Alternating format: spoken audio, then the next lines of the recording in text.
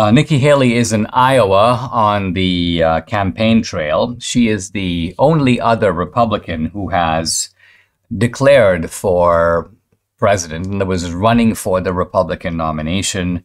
Now, I don't know. I guess Vivek Ramaswamy has also announced, I don't know if it's official that he's running, but he is running. And of course, there are other people who have exploratory committees. Now, Nikki Haley, I like, and she's a fellow Asian Indian. She was a successful governor of South Carolina. She was a good UN ambassador. Some people say, well, Nikki Haley's a rhino. I don't think she's a rhino. She's actually conservative. Now, it's true that she likes to have a sort of establishment conservatism. In other words, she got a little bit freaked out when there was all these attacks on the Confederate flag. And she's like, well, we won't have the Confederate flag in any public building in South Carolina and so on. And now she's running for president. She's in Iowa, and she says some interesting remarks about January 6th. It's not that I disagree with the remarks. I just think that the remarks reflect a kind of cluelessness of the underlying context. So she called January 6th a terrible day.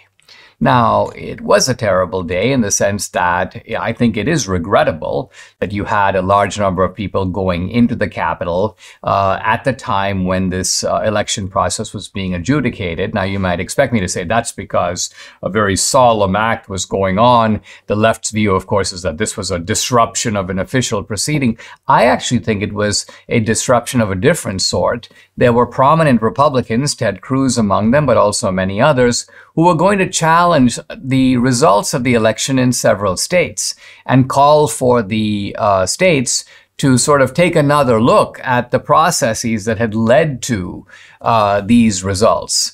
And that process was stopped by the incursion into the Capitol. That suddenly all of that fell by the wayside. Suddenly it was like, okay, let's just go ahead and certify the election. Let's just kind of move on. This is all terrible. And so it was a terrible day in this sense that it prevented Republican challenges that may have gone nowhere, but on the other hand, they might have yielded some fruit. Now, continuing with Nikki Haley, she says that those people who broke the law on January 6th, quote, should pay the price. And once again, I'm like, yeah, but what price? Isn't the issue the equal application of law? Isn't law only meaningful to the extent that it's evenly applied? Of course, people who break the law should pay the price. Well, flashing back to 2012, I broke the law in exceeding the campaign finance law. I was from the beginning willing to acknowledge that and pay the price. And what's the price? Well, gee, I should get the same penalty as anybody else who did the same thing. And so similarly here, the issue with January 6th is not whether lawbreakers should pay the price. I think even people who committed misdemeanors should get a misdemeanor and get the penalty commensurate with a misdemeanor, which is typically a warning, sometimes a short probation. In extreme cases where the misdemeanor is quite serious, but nevertheless not a felony, there is a brief incarceration. Okay, I'm going to lock you up overnight. I'm going to lock you up for 48 hours.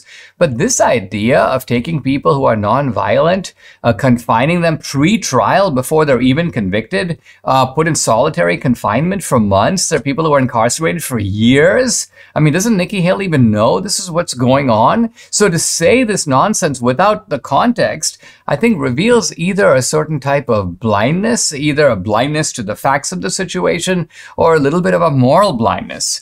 I'm quoting her now. It was not a beautiful day. It was a terrible day. And we don't ever want that to happen again. Okay, whoop-de-doo, blah, I agree. And she's in Ankeny, Iowa. And she said, I don't know enough about each individual.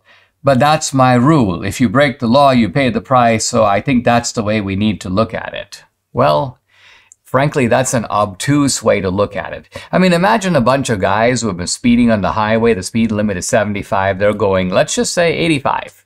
And some of them were going 90. And then they're arrested, and there's a nationwide manhunt for people who have not yet been arrested to make sure you get every single one of them. And it turns out that instead of getting a fine, or instead of getting, hey, you got to go to, classes to learn better driving, they're given 1 to 5 years in prison. We'd be like, wait a minute, nobody else gets that. This is absurd. This is utterly disproportionate to what they did. Well, here comes Nikki Haley. Well, I think the people who broke the law need to pay the price, and that's how we should look at it. No, the real issue here is not that. The real issue here is these people are being singled out. There are leftists who do far worse things, who throw Molotov cocktails at people, in some cases who commit murder, in other cases who have brutalized cops on the street, who have pulled people out of cars and beaten them to a pulp with a pool of blood on the street. And the point is they get lesser penalties than non-violent, I emphasize non-violent, January 6 offenders. So Nikki Haley, it seems to me, the nature of her remarks suggests, again, either a sort of ignorance, but it's hard for me not to say it's a willful ignorance. I just don't think she wants to go here. She's certainly not a defender of these January 6th defendants, who need defenders, by the way. They need defenders because they are some of the most maligned people in America, even though their offenses in reality pale compared to the offenses of the left.